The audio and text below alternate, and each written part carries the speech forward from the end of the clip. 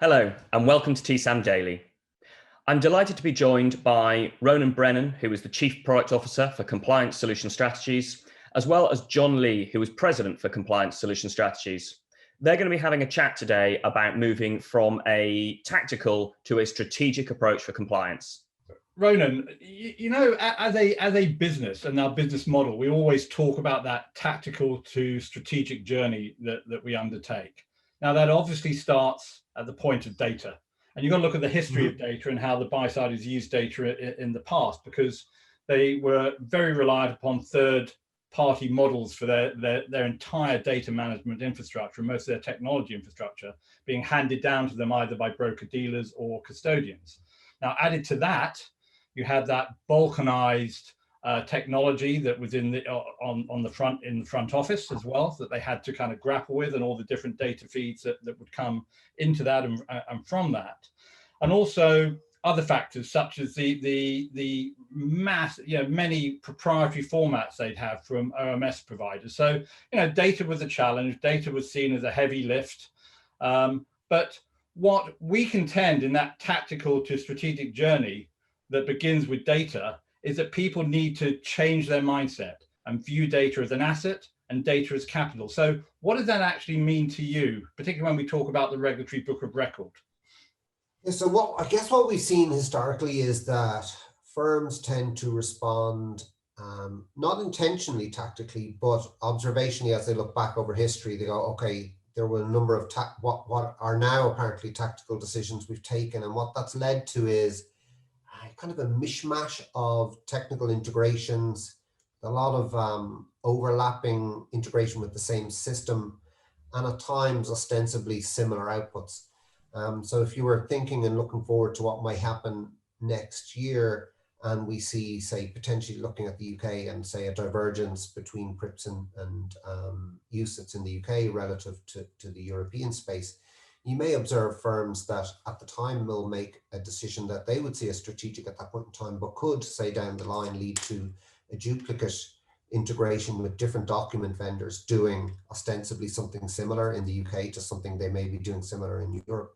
And in time, you'll end up with two firms integrating with your narrative management system, two firms integrating with your performance and risk platforms, two firms that are ostensibly producing documents. And they may have missed an opportunity to consolidate, not say just UCIT and KID document production, but also maybe to take a broader look at other documents that are being produced by the firms, such as their fact sheets and prospectus, but also taking a wider look at things coming down the track like ESG. So what were those firms planning doing with SFDR? So it's that ability to take a step back, observe the landscape with a much broader lens, or with your kind of wide angle lens, and look at all the different angles against which disclosures may be required going forward.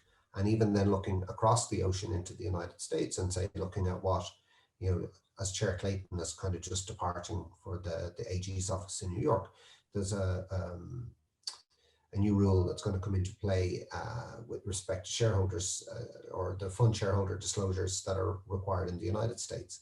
And again, all of these could be looked at as one continuum. And if you were to look at global investment firms, a lot of this data is now being brought together into a single book of record. And our argument is that if you start to bring all your data together as a strategic asset in terms of what I would call your regulatory facing information, and manage that in a central location, it gives you that opportunity to leverage and use things way more efficiently as time moves forward.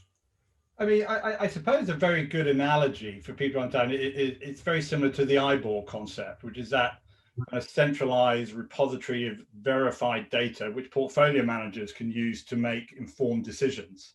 So in the same way, it's being able to make informed decisions about the use of data for your compliance requirements within a firm.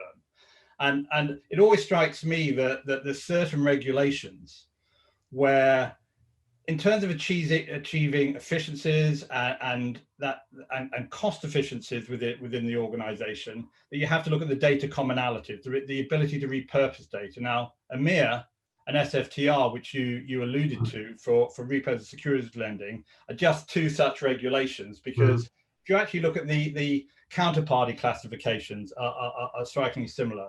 The level of granularity that you need in the reporting, both for EMEA and SFTR, the mechanics of the reporting, and of course the collection of reference data for the instruments in scope within all of those. So again, having that centralized repository of data with the checkpoints so you can make informed decisions really gives you that. It doesn't just play into that requirement in terms of total cost of ownership and reducing your costs, but also it creates efficiency, scalability, and the control of risk. Is that something you'd agree with?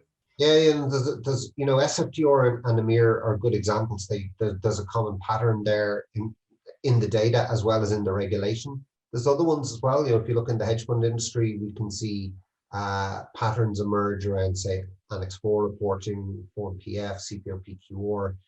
In fact, I would describe that as the genus of the idea for our regulatory data model, which is kind of the foundation of our regulatory book of record, in which we would use what we call common asset tagging or a generic asset tagging concept to enable clients to deliver that data into our arbor once, and then from there we can do all of the different hedge fund reporting and ensure kind of complete consistency across the board. We also see similar opportunity around cost transparency. So, for example, in PRIPS, MiFID, defined contributions in the UK, indeed the cost transparency initiative in the UK, Dutch pensions, superannuation schemes in Australia, they all have a cost transparency regime, but in each case the nuances of the algorithm are different. But if you took a very strategic approach to that data in terms of how you managed and originally sourced it and drove kind of changes in the order management system to ensure the correct attributes were being captured and stored in your Arbor platform, you can serve all of those requirements from one single source of data, as we would do for some firms today already.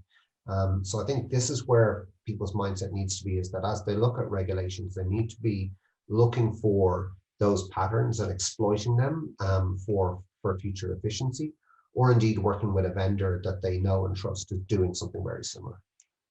Right, and I think this is something we've applied in terms of our business to our the holistic fund reporting offering that we now have brought to the market, where it actually starts at the point of data ingestion with Arbor, the enrichment of that data and all the performance analytics that we can put around that, through to the template creation and exchange of those templates, or through to the document production and dissemination. And it's actually about having data at the backbone to that complete value chain that we bring to that offering.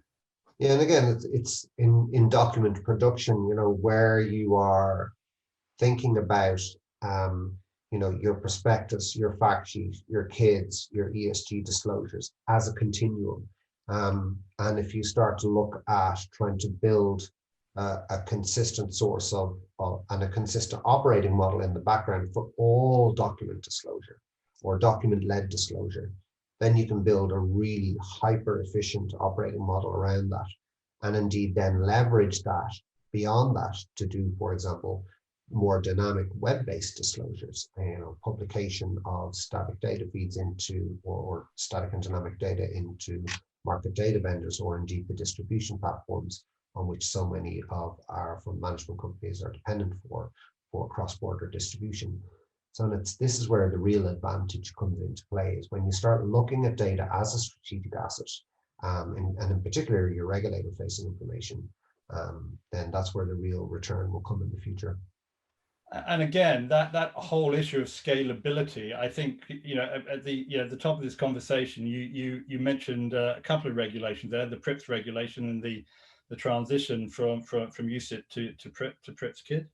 But you also mentioned ESG, and I think it was Kay Swinburne who referred to the ESG regulation as being all-encompassing in a way, and the impact that will have on the delivery of those documents you mentioned, both within the fact sheets, within the KID documents. That's going to have a huge impact, and to actually have already have a kind of embedded solution with a vendor who is controlling your data, who has cleansed that data, who's enriched that data for you, that meeting that requirement within ESG going forward could surely going to be simplified. And we have obviously without the level 2, there's a lot of interpretation required in terms of how to respond initially at level 1. And having a vendor that understands the changes that are going to be required to your prospectus and to your fact sheets for those initial phases is going to be important. But even more so, having a vendor that has a good appreciation for the different directions that the level 2 may take as it emerges. We're guessing that it may be January 22 to align with the publication of the taxonomy. And I think we've discussed this before. It's going to be incredibly demanding because it covers asset managers, insurance firms, pension product providers within that, and they're going to have to provide kind of disclosures, that where they show they've really considered the sustainability risk in line with both the kind of the disclosure regulation that's coming from that's come out of the EU, and also the taxonomy regulation associated with that as well. I mean, it's a huge demand upon the industry. Yeah, and indeed, classification of your products is going to be important. I would, a key takeaway that I'd have for firms looking at this over the next number of months is to take quite a risk-averse approach to classification of your products into what I call the dark green, light green, or not green at all buckets, because kind of downgrading a product from dark green Article 9 down to light green Article 8 could be seen as that one may have had a rap in their knuckles, that drove a downgrade of a product classification. So without knowledge of the strictness of the criteria, I'd definitely be saying to firms they need to understand the likely paths those criteria will take and the likely how strict might that be, and take a very risk and personally strict approach to your own classification until it does emerge. So I'd be certainly wary of classifying products 8 and 9 without having real confidence that they're going to pass muster. That classification will pass muster post level 2. Right. I think just to kind of round off this brief conversation we've had, Ronan, when we talk about that progression from that, tactical requirements of meeting a specific regulation to that strategic approach to your compliance ecosystem within a firm, for want of a better description, that includes the data, it includes the enrichment of the data, it includes we were talking about fund reporting, the creation of templates and the document production and dissemination of those documents, but to actually have a strategic mindset and strategic approach. It used to be said that compliance was seen as something that did not create shareholder value. But there's another way to look at it, I think, and that is that it can impact the balance sheet, and ultimately it can impact upon your reputation. If you end up getting a lot of fines, the downside of not taking a holistic strategic approach can be very, very damaging. So can you actually see a scenario where the industry shifts towards a more strategic concept of compliance, so it actually becomes a competitive differentiator, your level of excellence, how you're rated on your compliance programs? Yeah, indeed. I've heard it equated to the dirty window program that had been promoted in the US or in some US cities at some point in time. This inference that if the windows were dirty and broken, there was people made assumptions about the immediate area you were walking through, and the argument is made that for funds that poor representation of your external brand or having kind of negative regulatory news connected to your firm obviously could impact the potential flow of mandates of an investment dollar to your fund products. And without doubt, there has that corollary feels like it stands up to scrutiny. That there is certainly, if it's not an alpha contributor, it's definitely something that has a negative contribution if it doesn't pass muster initially. Yeah. So in many ways, what you're saying, strategic compliance, it will become an indicator of competence and resilience and responsibility.